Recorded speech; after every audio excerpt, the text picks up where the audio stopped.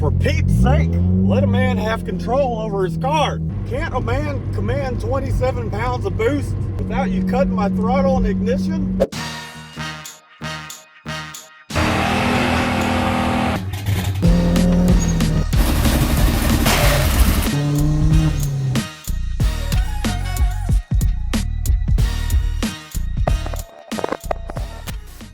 Welcome back to the channel. If you're new, I'm Matt. We're doing a little bit of road tuning today on the 1.8 Turbo Cruise. We're using HP tuners. Let's see if we can get this thing a little more dialed in before we pay to go to a dyno. And we'll have a little fun. Let's go. So we just wrote our tune here, and we'll go back and connect to the vehicle, fire her up.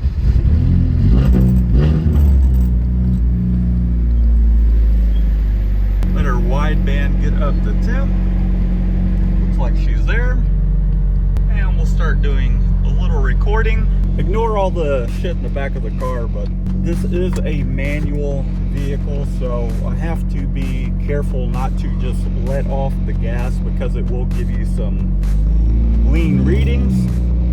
So if it seems like I'm driving like a complete noob when it comes to a manual transmission here, I'm trying not to let off the gas, essentially making sure that I'm not letting the engine brake, really. So I'll try and let as I'm slowing down here, I'll try and let it come down to close to idle. So we'll stop that. We're gonna get some bad information.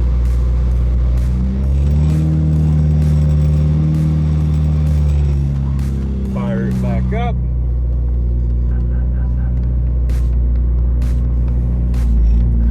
And this is one of the pain in the ass things about tuning on the street. It's one, you gotta pay attention to what you're doing as you're driving. And you're trying to keep an eye on everything going on here. So, all right, we're at a light. We're going to hit the freeway. We'll do some back road stuff, just kind of side road stuff. It is getting a little closer towards rush hour, so I'm not going to do a whole lot of the side road stuff. And as we come to a bunch of traffic, I'm going to keep an eye on, I don't want it to engine brake, basically. So as we do this shift, I'm not letting off the gas, really. Just kind of doing light throttle stuff. And as I get on this on-ramp, I'm going to keep it in fourth. See if we can't hit a lot of these cells within this table. Of course, we get an 18-wheeler pulling in front of us.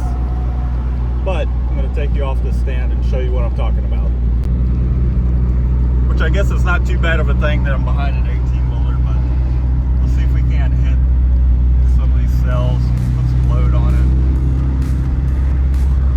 Just trying to go up and down as stable as we can. You'll have to excuse the dinging. It knows that there's a laptop here in the seat.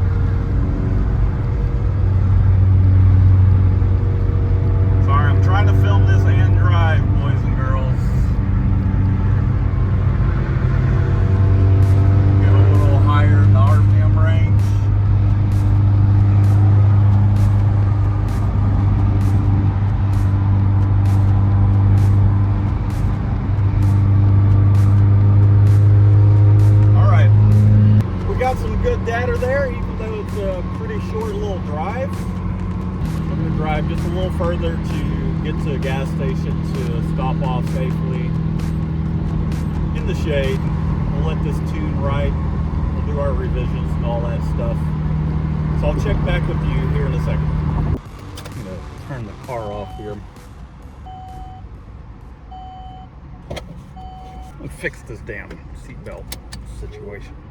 All right, your passenger's safe. So we did get some bad information here. As I was coming to a stop, the engine died. Just gonna copy that. Come over to my latest tune. We are doing VE, so volumetric efficiency. Come in here.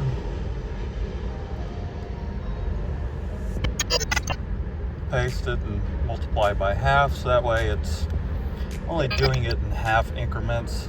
This part up here where it was bad, I'm just not going to, I'll just smooth that right out. Same thing down here.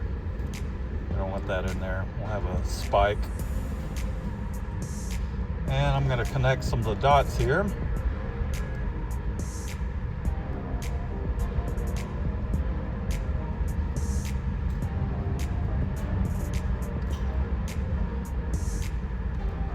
Fun stuff.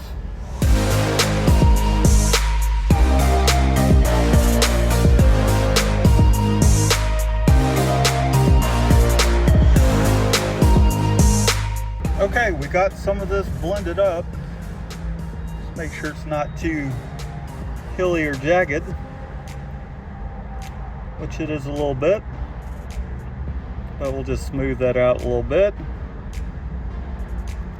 Come back, we'll copy everything and calculate coefficients.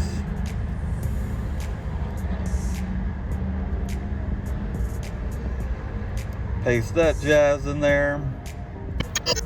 And occasionally my engine, the intake camshaft does advance to 5 for now. Go back and tune all that stuff, but for the most part I have it set to 0, and save this as a new file. Call this 367 because that's how many times this thing has, how many revisions I've made. Make sure we're disconnected, and we can go back and go ahead and write this tune in.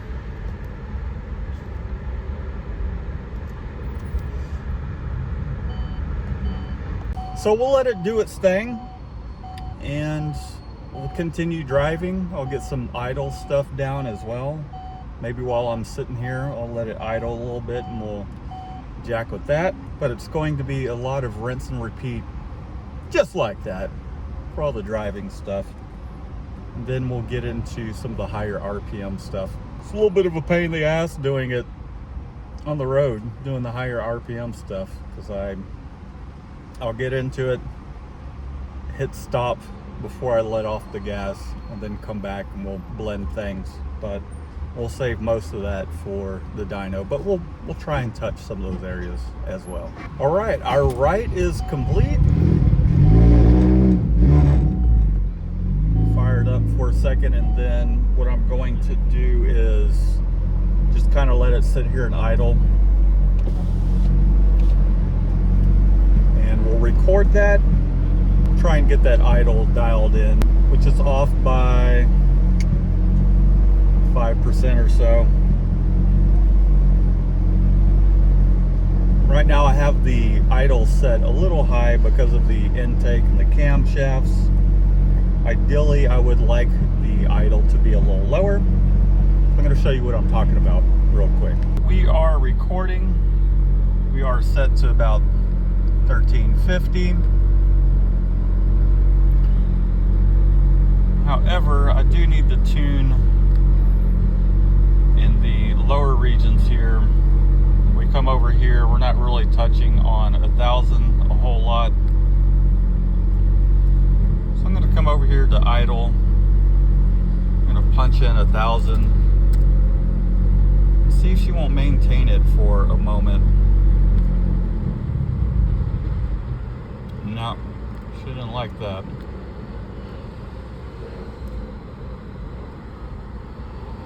Alright, let's try that again. We'll hit stop.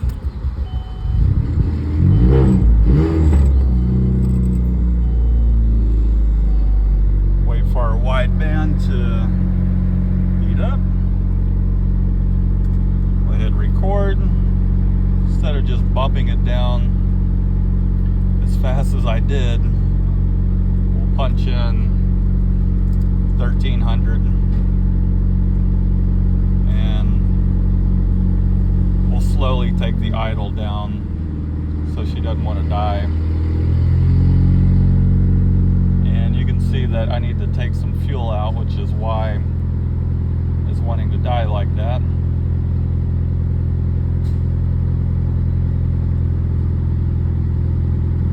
Sometimes this gets a little funky. If I press this too fast, it will just run away.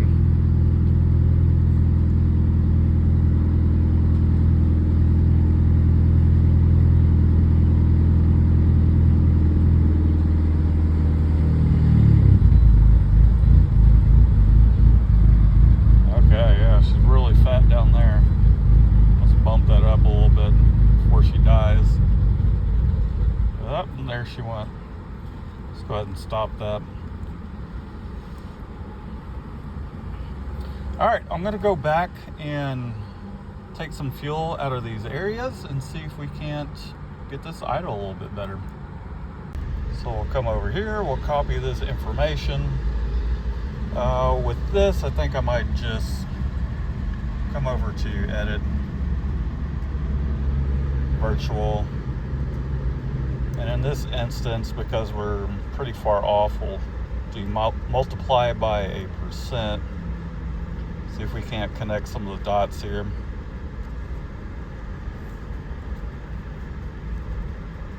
So I'm going to go back and blend all this and then write the tune. Very similar to what I did a little earlier.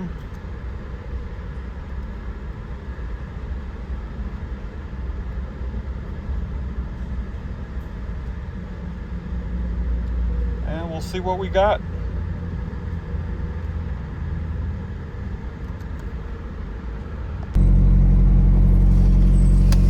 Okay, that seemed to help us out some. Let me put my passenger back here and hit the road.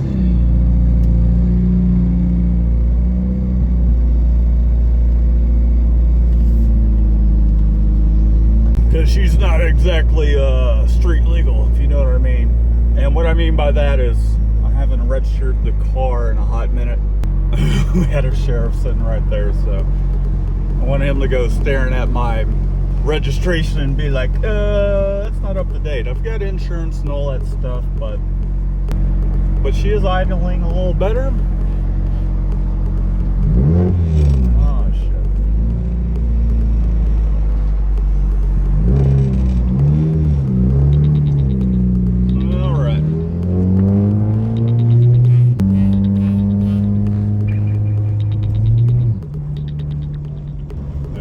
Hit some cells.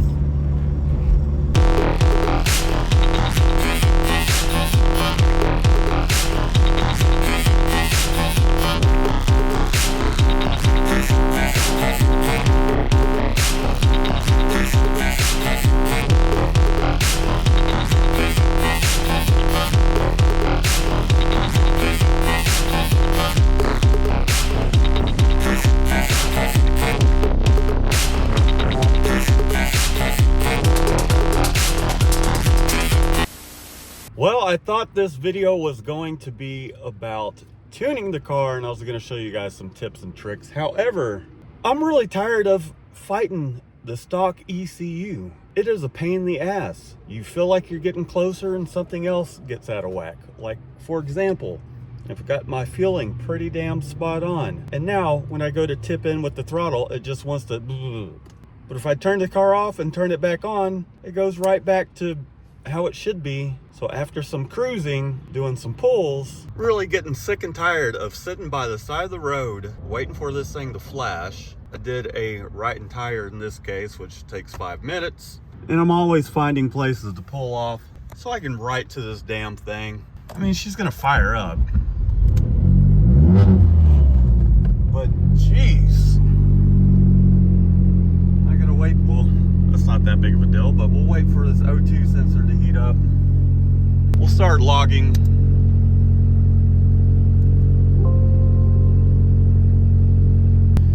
And we'll take her for a drive.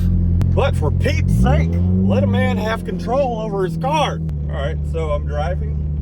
Oh, dude, just such a pain in the ass.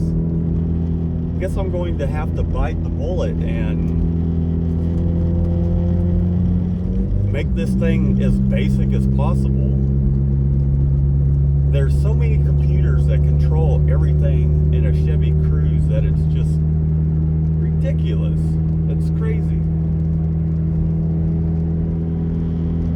So what? I want to make about 500 foot-pounds of torque. Let me do it. You're holding me back. For the record, I don't think this car will ever make 500 foot-pounds of torque. Maybe way down the road with tens of thousands of dollars spent, but you get the point. You get what I'm trying to say here.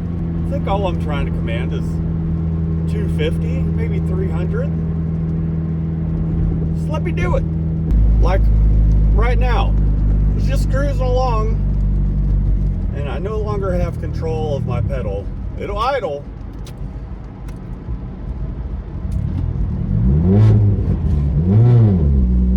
So I had to turn the car on and off. Stupid.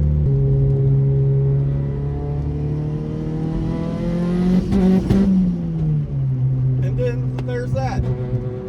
Can't a man command 27 pounds of boost without you cutting my throttle and ignition? Well, shit. All right, it is another day. And I've been going back and forth with this thing, just fighting it. Same thing, have made adjustments, and a couple of things we're fighting. Still, I keep losing control of the throttle. And then my timing sweeps with the air intake temperatures. See, there we go. I'm stopped and trying to give it a little bit of gas. Got to start the thing up all over again. Then if I let the thing sit there and idle, it's letting it warm up. As soon as it, and I know I could adjust this, but it's just such a pain in the ass. I think what it comes down to is I'm really trying to convince myself that, I'm already convinced, that I just need an aftermarket ECU.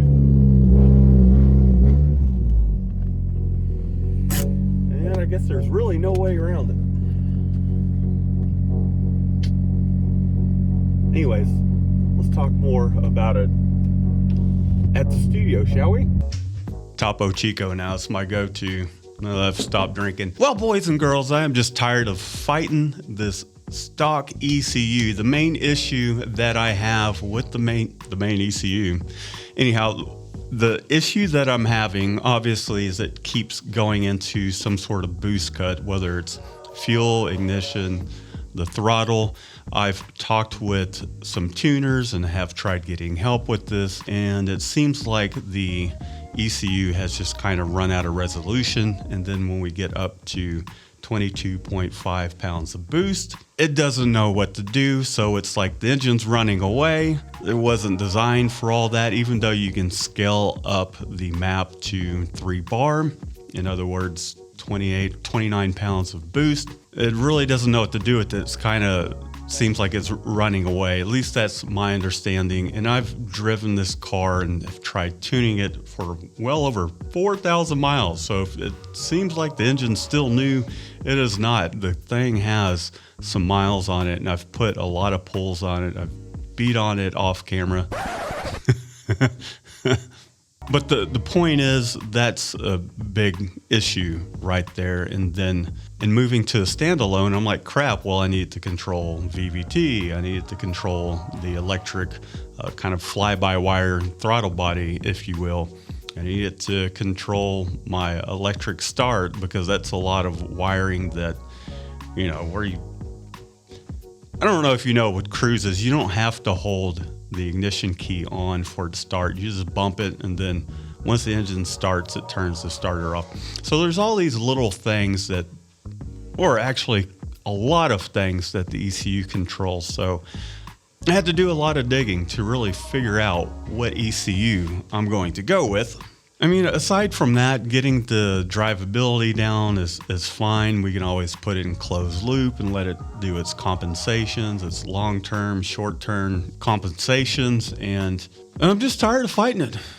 I'm really tired of fighting it. And there's a lot of ECUs out there where you can get the map, a VE map in the ballpark based off of your manifold absolute pressure and your RPM, where you can get it in the ballpark. I've seen compensations as much as 80%, where someone will just throw a map in there, go and log, and it's compensating for that. And then you go and check your log and make your adjustments. I would have been done 370 something logs ago had I just gone with a aftermarket ECU, but you know, I figured I could make the stock ECU work, but it's just not working out. And I want to be able to go out and have fun, record fun content, maybe be able to go out and compete, try and get this car into some absurd number like 500 or 600 horsepower with boost. We've got everything set up for it. We've got our fuel injectors. We got the turbo. Transmission's a little dainty, but you know, I think it will hold for now. So moving forward with content, it's really holding me back. So I went ahead and ordered an ECU. Let me know down in the comments what ECU you think I ordered. I'll reveal that as soon as it comes in. It will take maybe 3 to 5 days. Today's Friday. I'm not sure how many days it's going to take to get here. They're in the States, but did a lot of digging and made up my mind. And I think it's going to be really cool and handle everything that I needed to do. And it is not sponsored whatsoever. It came out of my own pocket. Speaking of sponsored stuff, not that I have any sponsor that I'm talking about right this second. Well, Max Speeding Rods, they sent over that turbo, and apparently I was not supposed to reveal that I had got this turbo and that they're doing other stuff. But that's what's going to go on there. I do have to modify the housing because all my stuff is T3 and 4-bolt flange settings. And I kind of want to keep it there just in case I want to bounce back and forth between different turbos that have a similar setup. Anyhow, folks, well, did we cover everything? ECU's limiting me. The throttle body is just a whole big headache. Ordered ECU. We updated you on the turbo. Yeah, I think we're all caught up. So that's going to about do it for this episode, ladies and gentlemen. Be sure to like, comment down below. Let me know what ECU you think that I purchased. Subscribe if you haven't. And until next time, peace out. Peace out.